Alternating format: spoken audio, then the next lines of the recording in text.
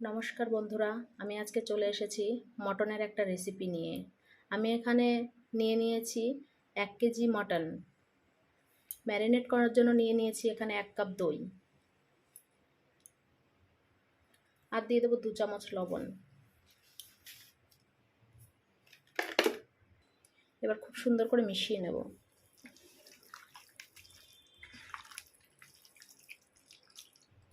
খুব সুন্দর করে মিশিয়ে নিয়েছি। এবার আমি ঢাকা দিয়ে এটাকে ম্যারিনেশনের জন্য রেখে দেবো 1 ঘন্টার জন্য। আপনারা চাইলে 2 ঘন্টা 3 ঘন্টাও রাখতে পারেন। যত বেশি টাইম ম্যারিনেশন করবেন তত মাংসটা খুব সফট হবে।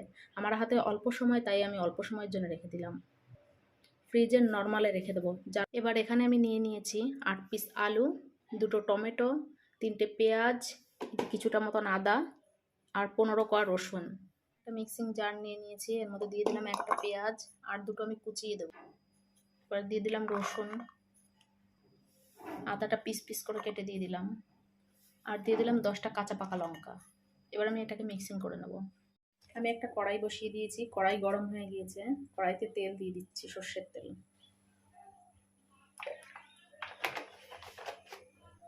তেলটা গরম হয়ে গিয়েছে, এবার তেলের মধ্যে আমি আলুগুলো ছেড়ে দিচ্ছি।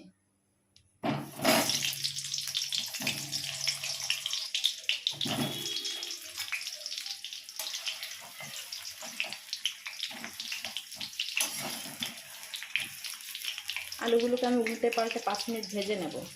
আলু ভাজা হয়ে গিয়েছে, আলুগুলোকে আমি তুলে নেব এক এক করে। একই তেলের মধ্যে দিয়ে দেবো একটু জিরে, একটা তেজপাতা, 2টো শুকনো লঙ্কা, 3টে এলাচ, 3টে দারচিনি আর 3টে লবঙ্গ। দিয়ে দেবো 2টো কুচিয়ে রাখা পেঁয়াজ।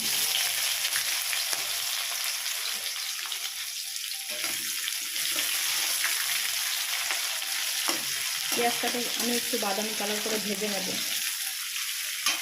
পেঁয়াজটা ভাজা হয়ে গিয়েছে, এর মধ্যে আমি একটু দিয়ে দেবো হলুদ গুঁড়ো, যাতে পেঁয়াজের কালারটা খুব সুন্দর আসে।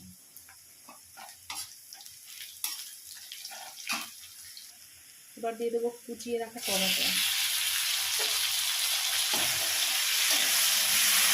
টমেটোটাকে একটু নাড়াচাড়া করে নেবো এইভাবে।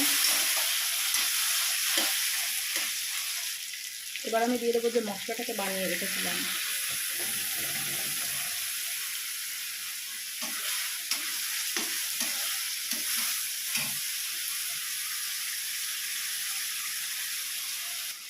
ধুয়ে একটু জল দিয়ে দিচ্ছি।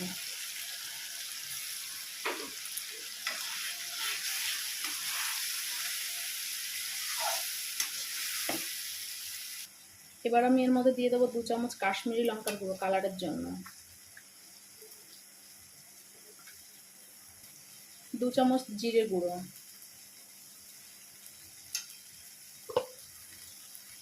2 চামচ ধনে গুঁড়ো। এবার সব মশলাগুলোকে মিশিয়ে নেব।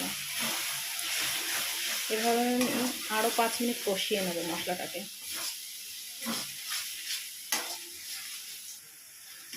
দেখুন মশলা থেকে তেল ছাড়তে শুরু করে দিয়েছে। এবার আমি এর মধ্যে ঢেলে দেবো ম্যারিনেট করা মাংসটা।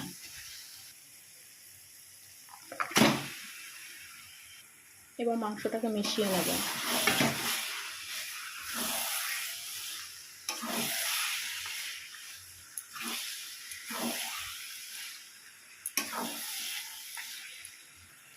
সুন্দর করে মিশিয়ে নিয়েছি। এবার আমি দিয়ে দেবো 2 চামচ হলুদ গুঁড়ো,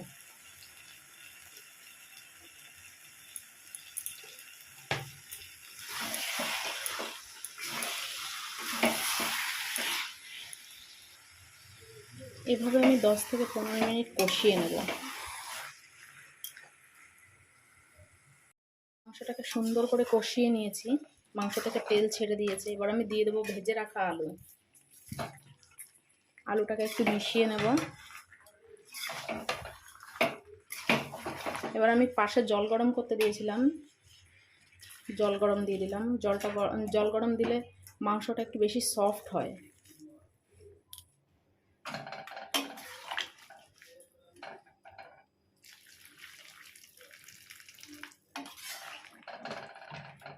এবার আমি 10 মিনিটের জন্য ঢাকা দিয়ে দেবো।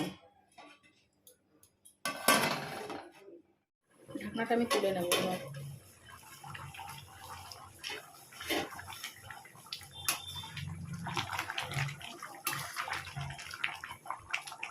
রান্না হয়ে গিয়েছে। এবার আমি এর মধ্যে দিয়ে দেবো 1/2 চামচ গরম মশলার গুঁড়ো,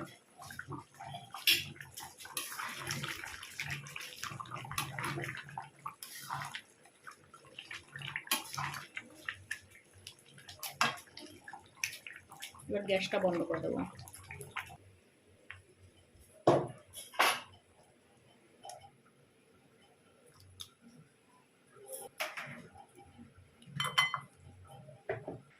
আমার রান্নাটা একদম রেডি হয়ে গিয়েছে। আমার রান্নাগুলো যদি আপনাদের ভালো লেগে থাকে অবশ্যই লাইক কমেন্ট শেয়ার করতে ভুলবেন না। আর অনুরোধ রইল চ্যানেলটি সাবস্ক্রাইব করে নেওয়ার।